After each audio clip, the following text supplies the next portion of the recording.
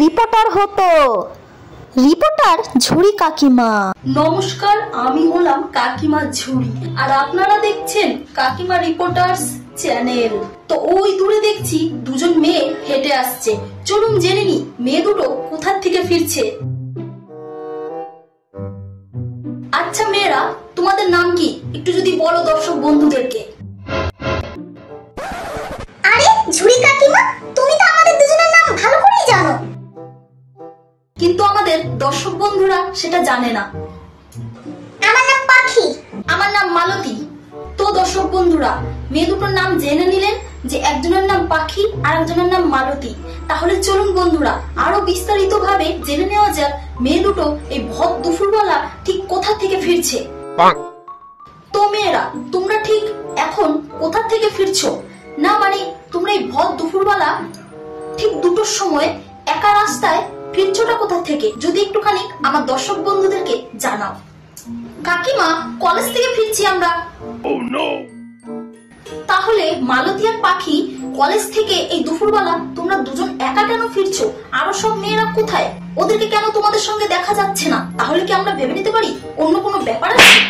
আরে কাকিমা, ওরা ওদের বাড়ির রাস্তা দিয়ে গেছে। তো শুনতেই পারলেন দর্শক বন্ধুরা, ওরা কিন্তু সব কথা সত্যি আর স্পষ্ট ভাবে বলছেন না। তাহলে কিন্তু আমরা ধরে নিতেই পারি যে ওরা হয়তো কোনো ছেলেদের সঙ্গে দেখা করতে যাচ্ছে।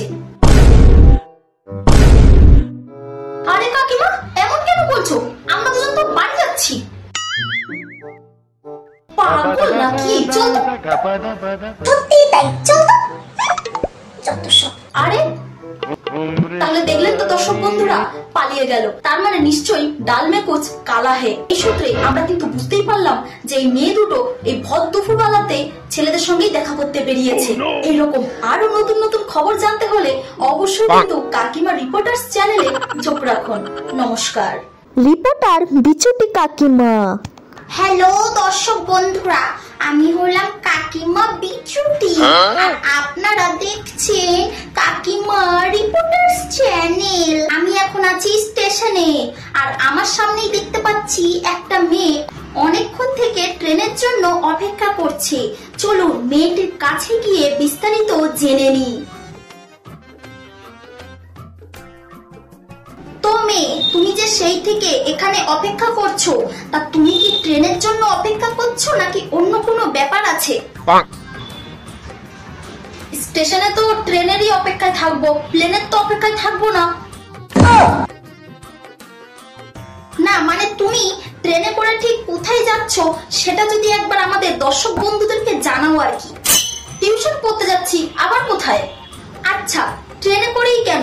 অন্য কোনো গাড়ি ঘোড়া করে তুমি কেন যাচ্ছ না? মানে? না মানে ট্রেনে করেই কেন? অন্য কোনো তো গাড়ি হতে পারতো, এই যেমন ধরুন স্কুটি বা বাইক বা চার চাক্কা। ট্রেনেই কেন?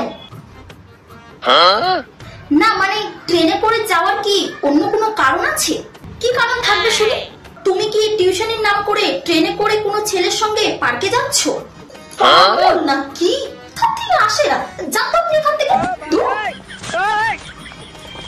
দেখলেন তো দর্শক বন্ধুরা, এই মেয়েটি আসলেই টিউশনের নাম করে কোনো পার্কে যাচ্ছে ছেলে বন্ধুর সঙ্গে দেখা করতে। এইরকম আরো নিউজ পেতে আপনারা কিন্তু চোখ রাখবেন এই কাকিমা রিপোর্টার্স চ্যানেলে। রিপোর্টার পিন্ডি চটকাই কাকিমা। নমস্কার দর্শক বন্ধুরা, আমি হলাম কাকিমা পিন্ডি চটকাই, আর আপনারা দেখছেন কাকিমা রিপোর্টার্স চ্যানেল। আজকে আমার সঙ্গে আছে একটি মেয়ে আর একটি ছেলে।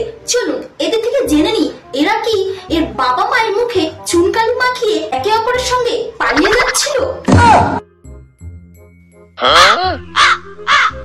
তো তোমরাই বলো নিজের মুখে যে তোমরা কোথায় যাচ্ছিলে। আরে কাকিমা, আমরা তো সকালবেলা টিউশন যাচ্ছিলাম। আর আপনি জোর করে দাঁড় করিয়ে এসে পড়েছেন। তোমরা দুজনে এত সকালবেলা কি করতে টিউশনে যাচ্ছ একা একা?